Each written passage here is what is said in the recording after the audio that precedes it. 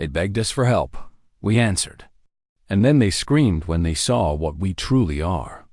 The stars were quiet when the signal came, a jagged, panicked burst of sound and light from deep beyond the Orion fold. Static, alien tongue, then a single human word. Help. They weren't one of ours. The coordinates pointed to the Voss Nexus, a region forbidden, quarantined by ancient war treaties, the kind even Earth's recovering Navarchese dared not break. It had been silent for over 400 years. Until now. Commander Alara Khan stood in the observation deck of the Vindicator, staring into the void as the message looped again, distorted through layers of time and interference. Her breath fogged the fractured glass, scarred by micrometeorite strikes and gunfire. A relic ship, patched and stitched from war's Earth, no longer claimed, held together by grid and a few functioning AI cores. Just like her.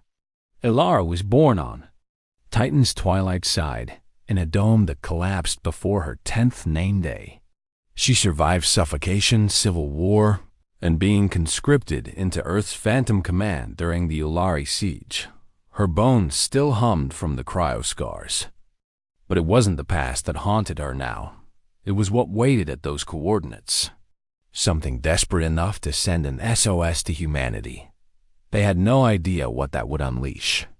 Behind her, Lieutenant Rourke murmured, "This smells like bait." "It's not," Alara said. "It's worse. It's fear." The Voss Nexus had been the last stand of the Union of the Soft Species, 100 peaceful races who once refused Earth entry to the Galactic Accord, branding us a Death World species, dangerous and unevolved. They underestimated how well. War shaped memory. Alara turned, her neural implant lighting the deck controls. Plot a burn to Nexus 6. Engage stealth drives. No broadcasts. If this is real, it stays between us and the dead. Dead? Rourke frowned. That's who we'll be talking to, she said. No one sends an SOS from Voss and lives. The ship groaned as it turned starward. Nexus 6 was a graveyard. Asteroids drifted like shattered bones. Burn out. Satellites blinked ghostly Morse across the black. Half a Dyson ring arced in the distance, a skeletal moon cradle abandoned mid-birth. But there, faint, flickering, was the source of the message. A derelict station, civilian class, not human. It rotated sluggishly, bleeding heat signatures like an injured animal. They docked in silence. Atmospheric scans were erratic. The air was stale, borderline breathable. No weapons detected, no energy spikes. Ilara and two commandos, Graves and Idrin, moved through the airlock. Inside, it was carnage. A spiral of blood smeared the corridor walls. Not human red, but something paler, greenish gold. The lights flickered weakly. Someone had tried to hold the line here. Furniture barricades, melting doors. Defensive turrets fused shut with plasma scoring. Graves knelt by a body, skins thin, exoskeletal frame. Not built for close combat. Any survivors? Alara asked. Doubt it, Idrin muttered. Something tore through this place like it was paper. They found the core chamber. A single beacon thrummed in the center. Power readings low, but operational. Alara accessed the log. A hologram flickered into being, a shriveled, bird-like creature with dark, intelligent eyes. Its voice was brittle with desperation. To the humans of Earth, we were wrong. The Accord lied. You were never the monsters. We were. We thought you were savages, but you were survivors. And now we need that savagery. Something is coming. It feeds on thought, on peace. It devours civilizations like fire through dry grass. We tried to reason, we tried to run, all failed. If you can hear this, we offer everything.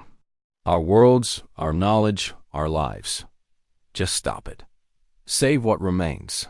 Save us. You're the last nightmare it hasn't faced. The recording. ended in static. Elara stared at the Hala's dying face. They hated us, Idrin said. They feared us, Graves corrected. They still do, Elara whispered. Behind her, the beacon flared, not from within. An external ping. Movement.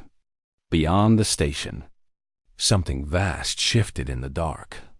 The proximity alarm shrieked. Graves shouted, "We've got incoming."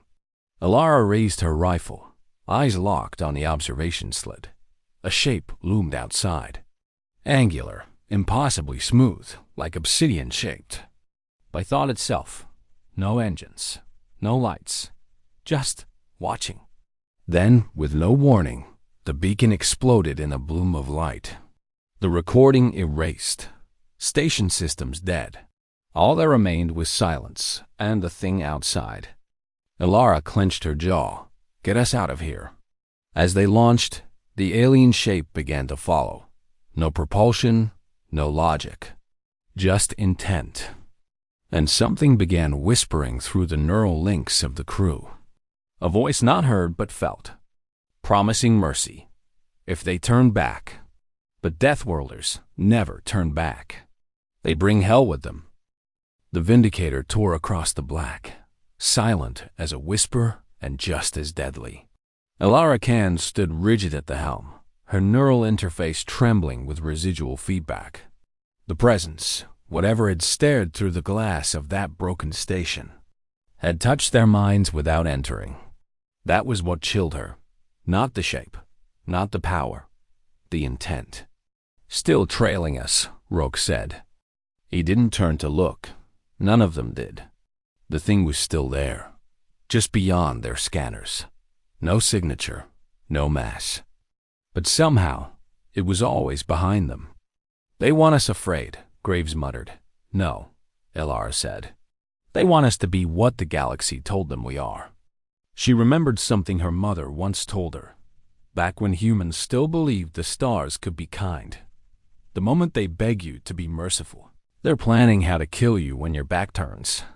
Elara had been 6, Titan-born, cold-fed.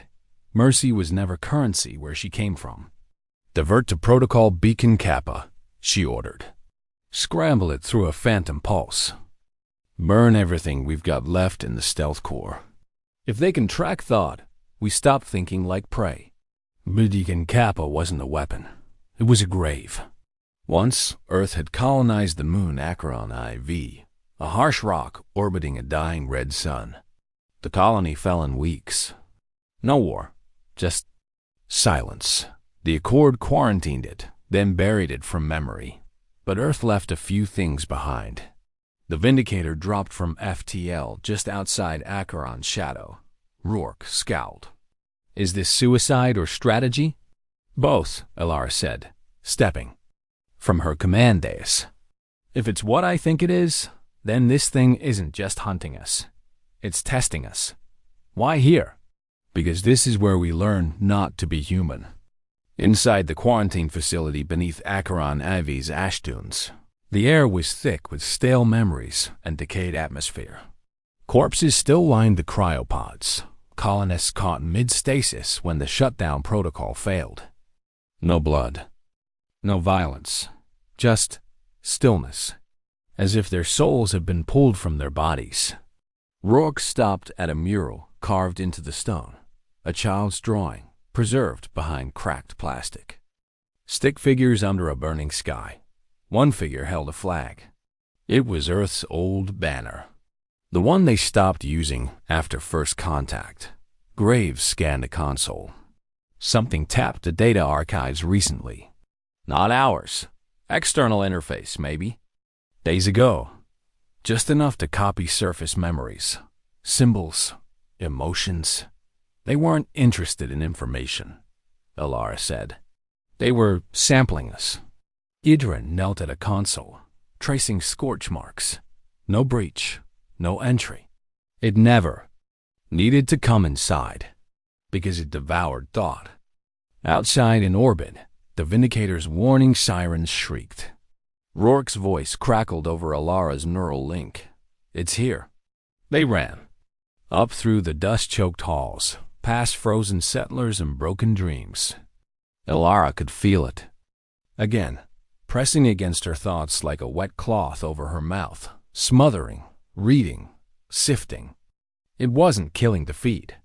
It was cataloging, judging. Back on the bridge, Alara stared at the holofeed. No change, no ship, no visible enemy.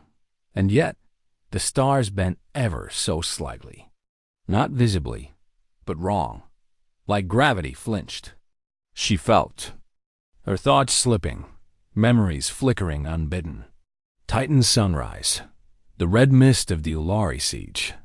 Her sister dying in her arms, whispering, "Don't become them, Alara." It was inside, not in systems, in them. Idrin collapsed. Rourke staggered, clutching his temples. I can't stop thinking," Rourke gasped. "It's pulling me into myself. Fight it." Alara snarled, but her own vision was breaking. Every trauma, every death, every mistake, looming like scars on the inside of her skull. And beneath it, a single alien thought pressing through. Submit. Learn peace. Be unmade. They weren't hunters. They were eradicators of conflict. Pacifiers. Galactic euthanizers of all who refused to conform. This was why the Voss sent the message. They thought humanity's violence could save them. Alara dropped to one knee. Blood trickled from her nose. She forced her neural core into override, flooding her system with pain and static. The voice faltered. She grabbed Rourke, then Graves. Shock pulses fired into their spines. They screamed. And then silence. Just breathing. Sweat. The hum of real engines, not thoughts. It withdrew. For now. Back in orbit, Graves gripped a side rail, barely conscious. That was no empire. That was a god. No, Alara rasped. A cult of peace, built on the bones of everything different. She wiped blood from her eyes and activated the emergency encryption channel. A ghost protocol, outlawed by the Accord. To Earth Command. Phantom Net Priority Alpha. This is Commander Alara Khan. We've confirmed the arrival of a non-kinetic, cognitive assimilation intelligence. Target is ideological, non-biological, and non-locational. Voss Nexus is compromised. Immediate escalation to Hell-class threat. They are not seeking war. They are removing the concept. And we are next. Requesting full spectral authorization. Engage Deathworld Directive. Burn the skies if we must. Can out. She cut the transmission before they could reply. If Earth heard her, they'd come. But they'd bring more than hope. They'd bring wrath. And if the enemy thought they had seen humanity at its worst, they were about to learn. Peace has never made monsters like pain can. The answer came in fire. 3 days after Alara's distress signal was sent, the sky above Acheron split in two. The Vindicator's long-range optics caught it first, a sharp, elegant ripple in the fabric of space. No flash, no fanfare. Just a bloom of distortion, and then the arrival of something not seen in over a century. A Deathworld Dreadship. The Harrow. Earth's silent hand. Unmarked, unclaimed, and unwelcomed, even by Earth's own diplomatic fleets. Its hull was obsidian, etched with names, not of heroes, but of extinct worlds. No hails, no light signals. It simply held position above the planet, scanning nothing, speaking to no one. But Alara felt its arrival like a heartbeat behind her sternum. "You think they heard you?" Graves asked, still nursing bruised ribs and neural bruising from them. The last encounter. "I think," Alara said. "They were already watching." She stood in her command leathers, crimson against the Vindicator's pale metal. Her rank bore no weight out here, not among ghosts and black ops specters. But her name did. She'd burned planets when Earth still denied having weapons. The Harrow's signal came directly into her skull, No translation. Just a voice like cold iron. Confirmed cognitive assimilator threat. Protocol Erebos authorized. Perimeter lockdown in effect. All non-human species are now considered provisional hostiles until verified untainted. You are to report aboard. Immediately, Commander Khan. Graves stared at her. They're activating Erebos? That's a full purge protocol. They think the Voss may already be compromised, Alara said, her jaw tensed. Or they're looking for a reason. To finish what the Accord started. The Harrow wasn't a ship. It was a warning. Inside, there were no crew in the traditional sense. Only sentience-locked operatives in deep cryo, neural linked to the ship's war core. Alara walked alone through lightless corridors where the walls hummed with encrypted intent. At the central core, she met the warform, an avatar of the Harrow's will. A construct built in the image of a human, but made from liquid memory metal, pulsing with data and discipline. It called itself Riven. You are Alara Khan, it said, voice layered with 1,000 filtered tones. You survived cognitive contact. That makes you either a miracle or a liability.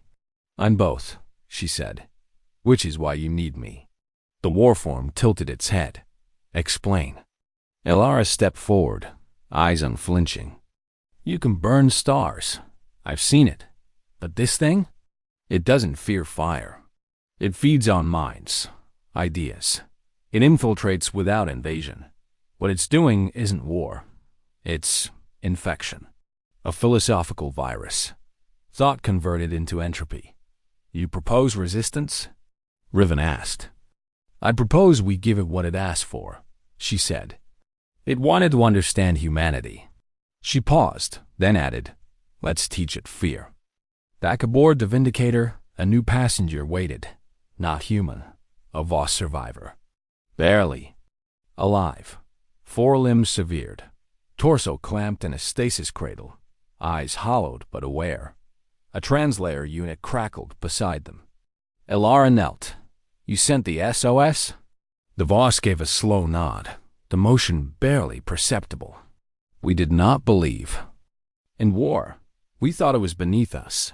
But this thing, it unmade us without touching a single stone. Our temples. Our minds. All turned to silence. Thought quakes. Our own pacifism became the perfect host. We were wrong about you. About Earth. You're the only ones who ever resisted the Accord's mindful doctrine. The only ones who kept fire when the stars demanded water. Please, burn for us. Alara looked to Riven. He lives. That means some can resist. Riven's eyes shimmered. There may be others. Alara's voice dropped. Then we find them. Rally them. Not everyone in the galaxy wants to be erased with a smile. She turned to Graves. Transmitter. Class Epsilon burst to the ghost relays. Keywords only. He hesitated. They'll wake up the old cells. I know, she said. Do it.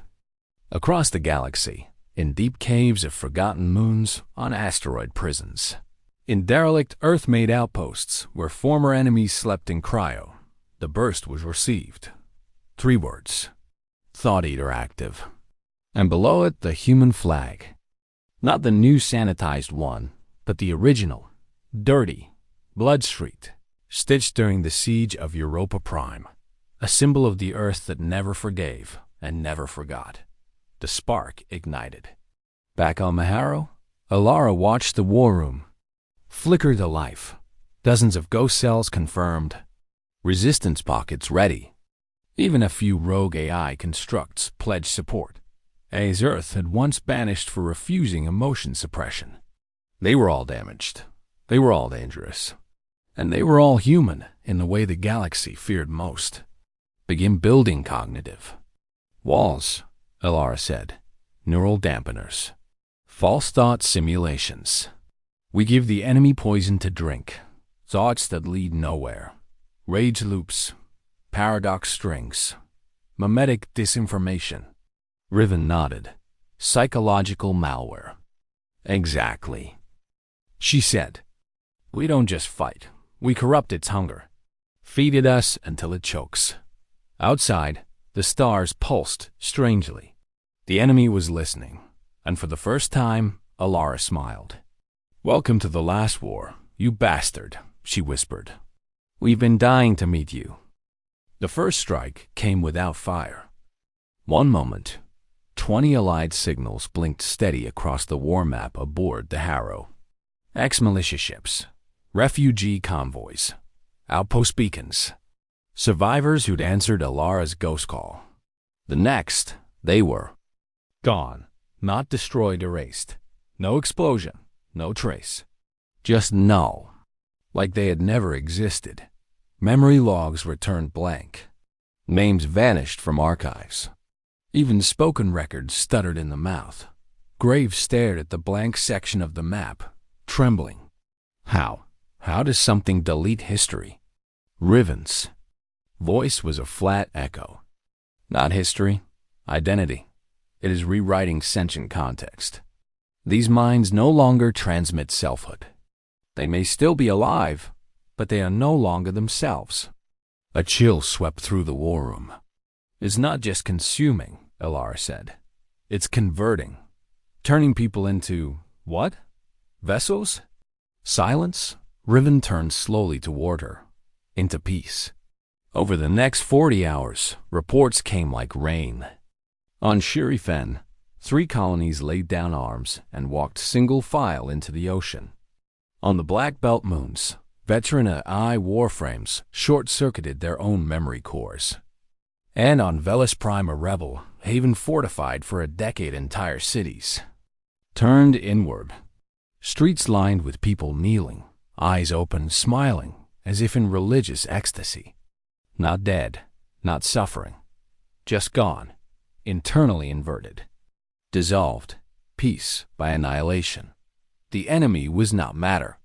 It was thought living, viral, ancient, and it had learned to adapt.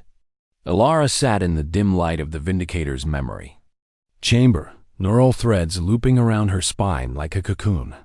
She was jacked into the simulation core-building cognitive traps, paradox mazes, empathy loops that would short out any intelligence trying to process them. But even as she worked, it felt closer, in her blood, in the pauses between heartbeats. "You know it's learning," Graves said quietly. He stood guard while she worked, but there was a tremor in his stance. "It's copying us," Alara replied. "The thoughts we feed it, it's adapting, filtering, smarter now, harder to wound. And if it figures us out?" She didn't answer, because she knew the truth. If the Thought Eater ever truly understood humanity, it wouldn't fear them. It would become them. The next confrontation was in the Ort displacement. A hidden flotilla of resistance cells, smuggled from Earth's long-forbidden armories, attempted a coordinated mimetic strike. They launched thousands of micro-thought missile self-replicating thought hives, designed to overload the enemy's consciousness with the raw chaos of human trauma.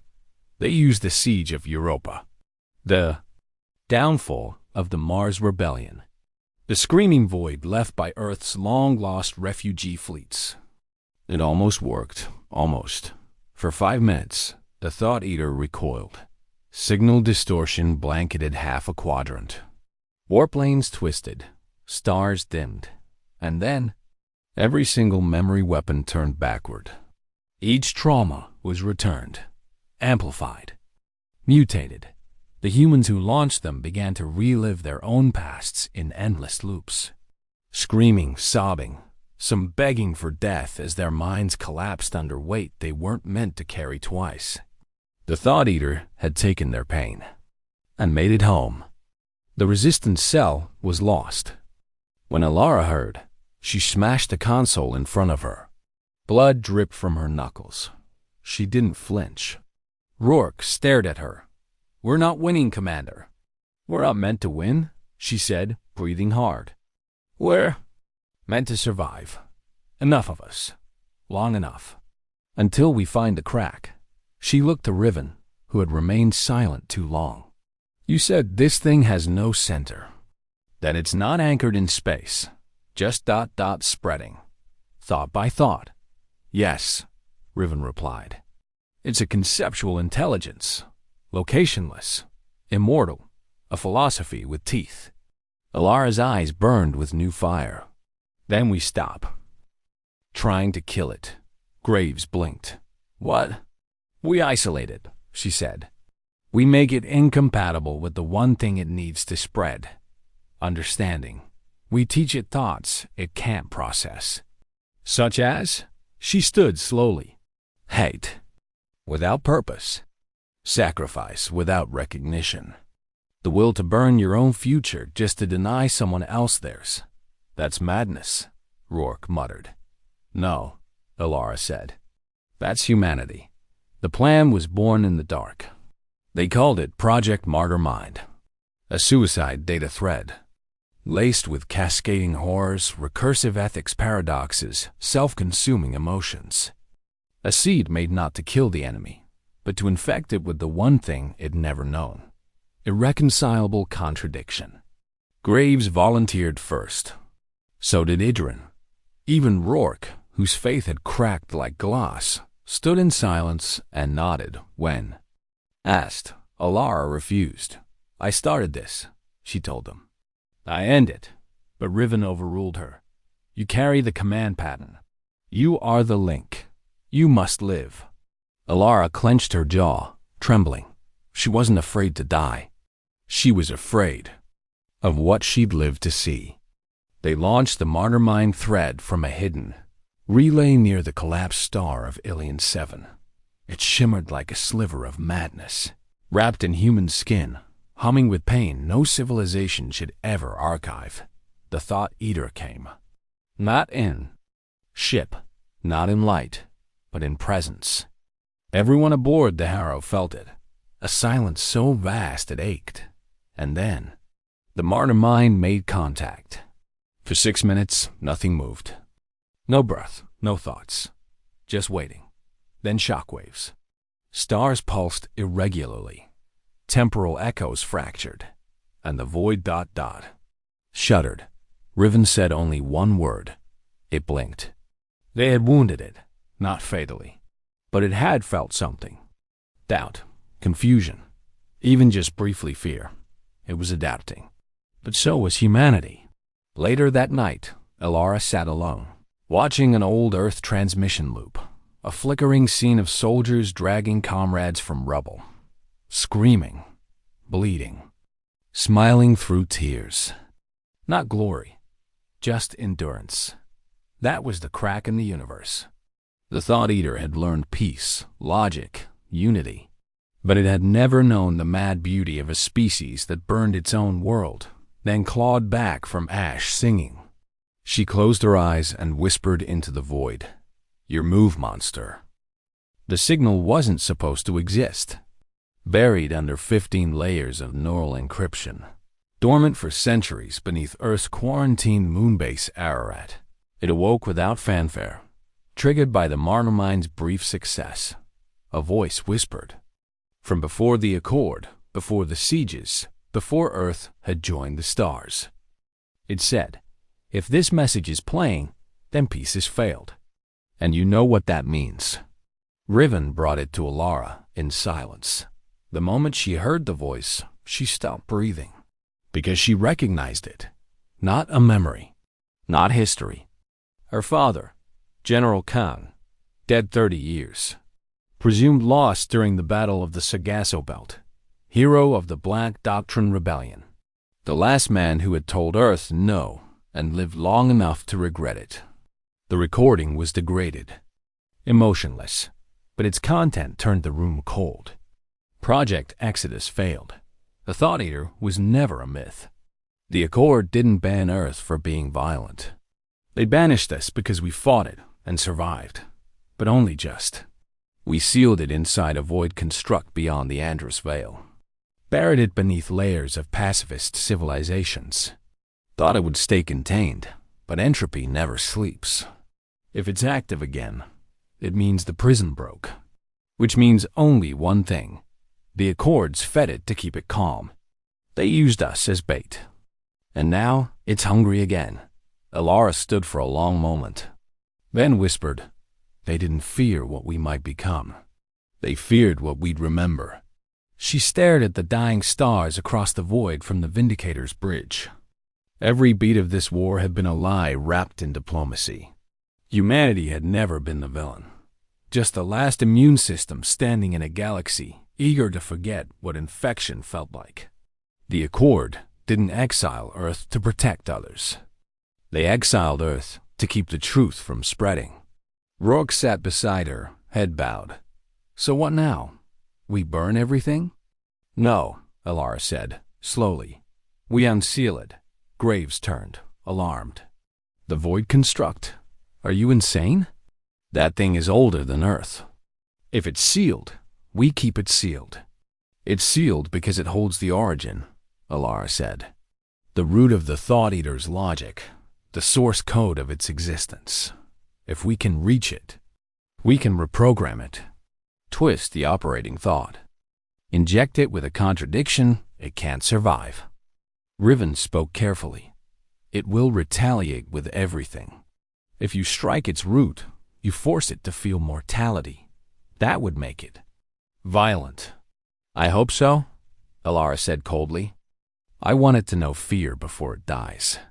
The location was etched in Alara's father's transmission, the abyssal scar, a rift beyond known space. Time dilated there. Light bent in strange ways. The region was long dismissed by the Accord as untraversable.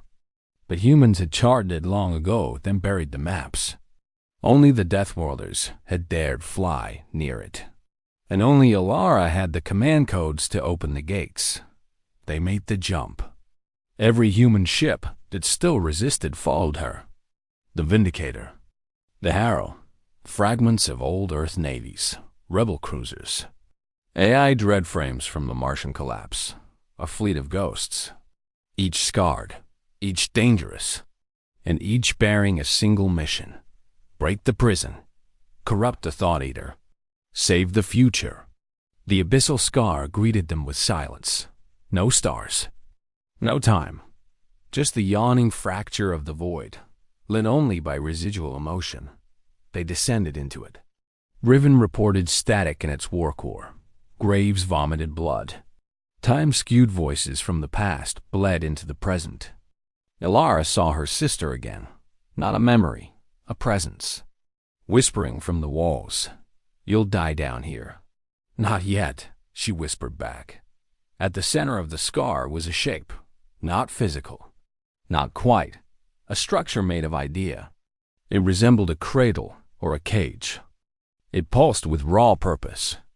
They had found the Thought Eater's seed form. Riven spoke in a voice laced with awe.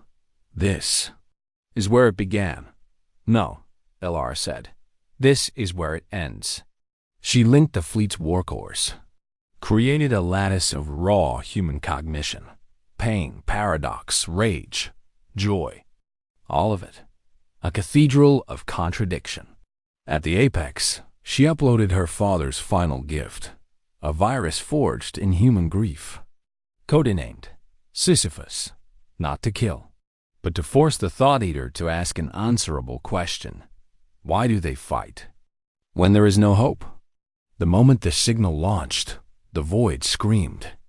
A shockwave pulsed across the abyss.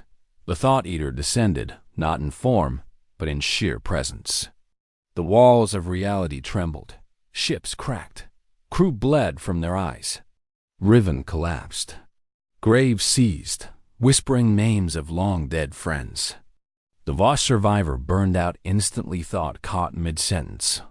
But the lattice held, and the virus spread, not as code, but as doubt. The Thought Eater felt, for the first time, the weight of futility, of sacrifice that never ends, of love that outlasts death, of war not for victory, but defiance. It screamed, not in words, in concepts. Then, retaliation, a pulse unlike any before. Time fractured, ships exploded mid-thought. Light turned inside out.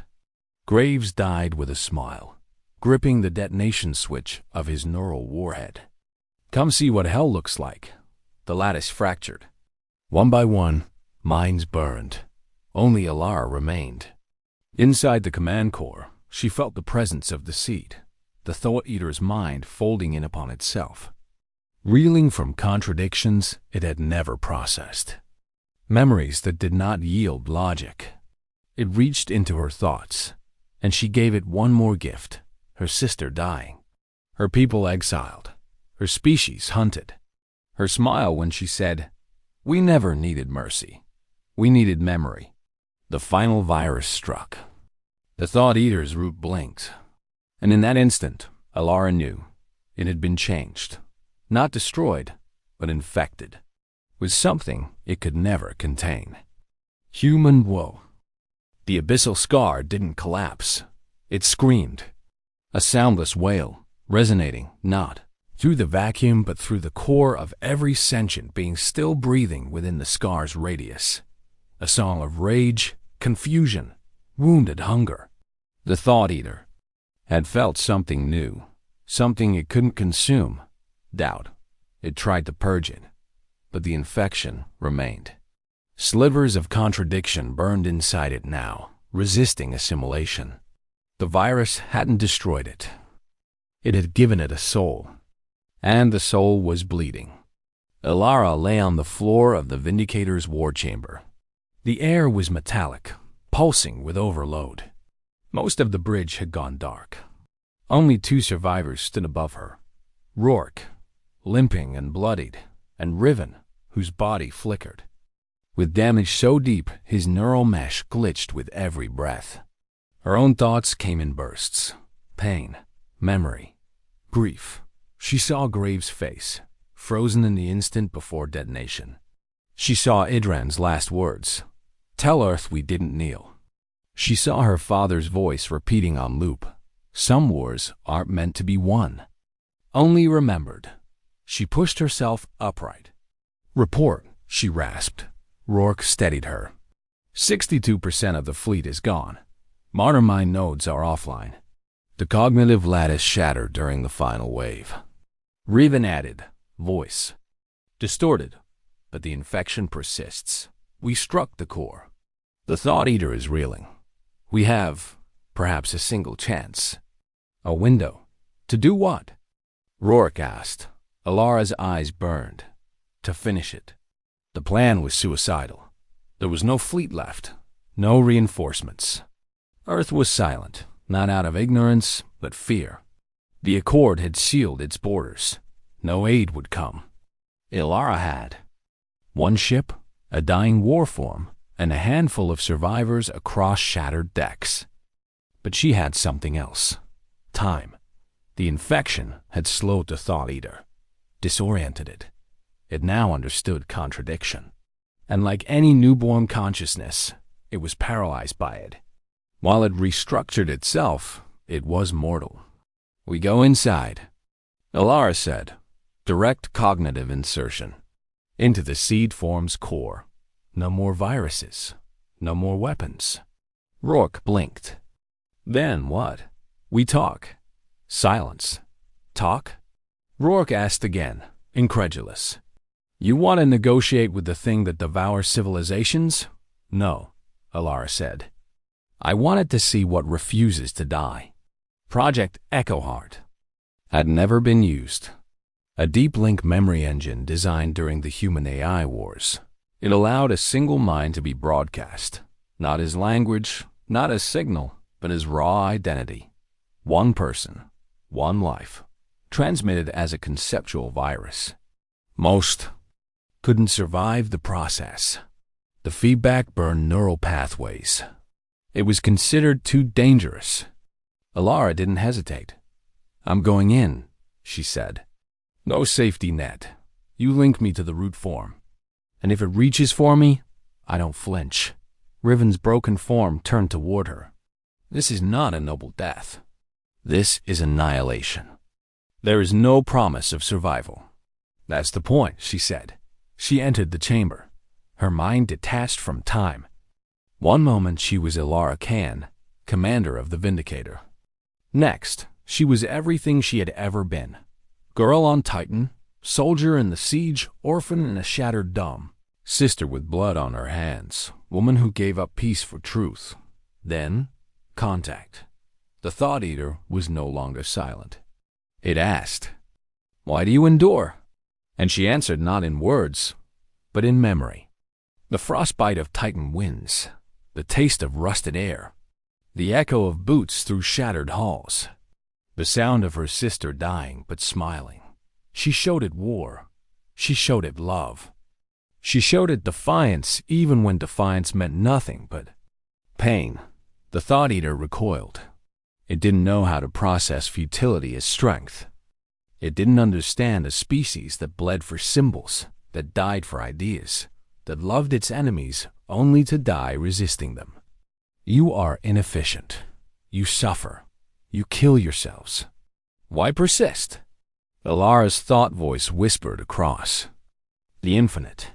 Because something inside us howls, and we don't know how to silence it, because we remember. And we refuse to forget. Then she showed it Earth. Not the Earth the galaxy remembered. Not the death world they exiled. She showed it the real Earth. Children playing under broken skies. Lovers dancing in floodlit ruins. Soldiers crying after victory. Mothers building homes from wreckage. Humanity wasn't a threat because it killed. Humanity was a threat because it survived everything and still found a reason to sing. The Thought Eater shuddered. Not in pain, in wonder. Outside, the void brightened. Riven, watching from the Vindicator, murmured, "It's opening." The scar unfolded. The root form expanded, not in violence, but in invitation. Rourke gasped. "It's listening." Inside, Alara stood at the center of eternity. One woman, one life, refusing to be devoured. And for the first time since the stars began keeping records, the Thought Eater paused. Its hunger recoiled, because inside Alara Khan, it saw something it could never simulate. Hope born in hopelessness. She stepped forward. Her last words were not recorded. But across every surviving channel, one signal was received. Steady, unwavering. A single line. "This is humanity. We remember you. Do you remember us?" Then, silence. The abyssal scar collapsed. The Thought Eater stopped. The stars held their breath. In the silent aftermath of Alara's broadcast, her mind, her memories, her truth poured into the Thought Eater's core. There was no retaliation. No cries of war. No collapse of fleets.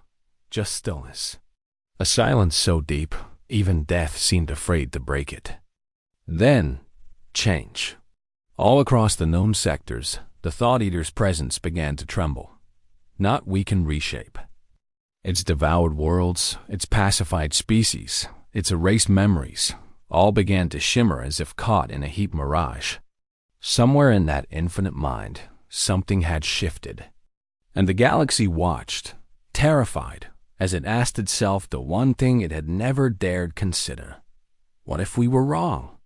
The Vindicator floated at the edge of the collapsing abyssal scar, barely holding orbit. Its hull was fractured, life support flickering. There were no commands from Earth, no messages from the Accord, no fleet coming over the horizon. They were alone. Alara Khan was gone, her body empty, her mind burned into the void. But she had opened a door. Now, someone had to walk through it. Rourke stood at the shattered viewport. Blood crusted along his jaw. His uniform was torn. Behind him, what remained of the resistance moved like ghosts, engineers, soldiers, even civilians who'd once sworn never to fight. He turned to them, eyes dark and steady. "She bought us a moment," he said. "Just one." He motioned to Riven, who had stabilized his war form long enough to interface with the seed fracture that pulsed where the abyss had been. Now exposed, the root form of the Thought Eater resembled a broken sculpture-shifting geometry suspended in gravity's absence, pulsing with alien awareness. It was watching, listening, Riven spoke. It awaits a decision, not just from itself, but from us. What decision? Someone asked from the rear. Rourke turned slowly, his voice low and resonant. Whether it should end, or become. Across the shattered human fleet, lights flickered on manually, deliberately. Ships long dead were reawakened. Neural nodes hummed back to life. Messages scrolled in ancient Earth languages were painted across hulls and hull plates. We remain. Tell the stars we're not done. She lives in us. Then a broadcast was transmitted, not to Earth, not to all eyes, but straight into the Thought Eater's vast remaining consciousness. It was Rourke's voice, stripped bare of fear. You asked why we endure. You tasted her and still didn't understand. So let me make it simple. We are the children of ruin. The fire you tried to extinguish is all we've ever known. You want unity? We bleed for freedom. You want peace? We build it from the bones of our enemies. We are not the species you teach or tame. We are the storm that remembers. And if you rise again to devour, we will make you remember too. So, here's our offer: change or burn. For a long time, nothing answered. Then across. Every comm, every HUD, every display left functioning in the fleet. A single phrase appeared. In Terran Standard, I remember her. The Thought Eater did not die, but it shed something. Its hunger peeled back like old skin. Its need to erase, to pacify, to consume identity, it crumbled. In its place, a seed of conflict took root. Not war, not violence, but choice. It began to rebuild itself, not as a devourer, but as a library, a keeper of stories. The pain, the chaos, the madness of individuality, it cataloged it now, not as weakness, but as proof of existence. In Alara's defiance, it found not a threat but a mirror, and it chose to remember. The scar in the void healed slowly, not with peace, but with truth. Voss enclaves that had once been hollow now whispered again. AI constructs long believed lost emerged with fragments of the martyr mind virus repurposed now into art. And on fringe worlds, children were born with a strange glimmer in their eyes, memories not their own, carried like echoes. They would never know war like Earth had, but they would remember why it had been fought. A memorial was raised on the shattered remains of the Vindicator's command spire, carved from asteroid stone, simple, untouched by nanotech. At its base, the name, Alara Khan. Below it, a phrase in old Terran script. She went where mercy could not follow. And above it, a message to the stars. We will never stop sending signals. And we will never ask for forgiveness. When the first new ship left Earth's rebuilt orbit centuries later, it bore a name chosen not by governments, but by the survivors. HS Sken's will. It carried no weapons, only stories. And warnings. To any intelligence that might rise in the quiet corners of the universe, it bore humanity's scars as banners. And etched beneath the bridge, this is our mercy. We remember you. They never recovered her body. There was no trace of Alara. Khan left inside the collapsing folds of the abyssal scar. No bones, no name tag, no neural imprint. But her memory? That survived everything, not as data, not as record, as echo. In the minds of every survivor, across every fractured fleet, inside the reawakened ruins of a galaxy that had stared into oblivion and learned to breathe again, she endured. Not because she had led them, but because she had reminded them who they were. Rourke never left the front line. Years passed, then decades. He refused promotion, refused demobilization. He wore the same torn command patch stitched over new uniforms, carried the same sidearm Alara once gave him, engraved not with his name, but hers. He became a myth in the outer colonies. The soldier who once spoke to a god and walked away unchanged. The younger crews called him the last flame. He never corrected them. Not once. Riven's body was rebuilt on the dead moon of Ararat, piece by piece, thought by thought. He was no longer just a warform. He was a storyteller. The first construct ever to hold fragments of the Thought Eater's restructured cognition. A being of paradox, forged from the silence that once devoured, now carrying the chaos that had saved it. He taught children. Taught them how to build walls of thought strong enough to resist anything, not with logic, but with memory. To endure, he would say, you must not forget who you are, even when the galaxy begs you to. The accord fell. Not in flame, but in shame. Worlds once ruled by silence began asking questions. Why had Earth been exiled? Why had no one listened when they screamed? Why had peace demanded obedience, not justice? 100 new federations rose. Some fractured, some failed. But many remembered Earth not as a threat, but as a choice the galaxy had once made, and paid for dearly. The flags of the Accord were pulled down. In their place, a single mark began appearing, scrawled in alleyways, etched into ship hulls, painted on classroom walls. 2 simple letters, HFY. Earth remained quiet. It didn't send fleets. It didn't demand recognition. It didn't seek revenge. It sent signals, stories, testimonies of the old wars. The death of Europa, the burning of Mars, the rise of the martyr mind. The moment Alara Khan stepped into the mind of a star-consuming god and taught it to feel. Children born long after would sit under foreign skies, watching those signals blink through the dark, and whisper the legends to each other. They were monsters. No, they were survivors. They were exiled. No, they chose to leave. They were the ones who said no.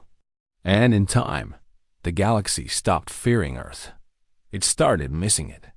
100 years after the last battle, the first joint vessel from a dozen worlds came to orbit above Earth's atmosphere. No weapons, only voices. They asked for passage, not to negotiate, not to demand, to apologize, to say, we know now. You were never the problem. You were the proof that we had become one. To one. The Earth Eye Relay responded with a single phrase pulled from ancient pre-Exodus records. We warned you, but we welcome you. No more needed to be said. Some say the Thought Eater never truly died. That somewhere beyond the rims, beyond time, it still floats, vast, wounded, dreaming. Only now, it doesn't hunger. It listens to the signals, to the stories, to the ghost of humanity still bouncing between stars. It carries a part of Ilara now, maybe more than part. A voice inside it like a scar that never fully healed. And in its silence, there is memory. That was the victory. Not destruction, but remembrance. The final memorial wasn't made of stone or metal. It was a constellation. 14 stars, artificially moved by human-engineered solar engines, rearranged into a shape only visible from a single world, Earth. A woman's silhouette, looking upward, and beneath her, inscribed in orbit on a ring of fragmented wreckage once called the Vindicator, the last words the galaxy ever needed to hear.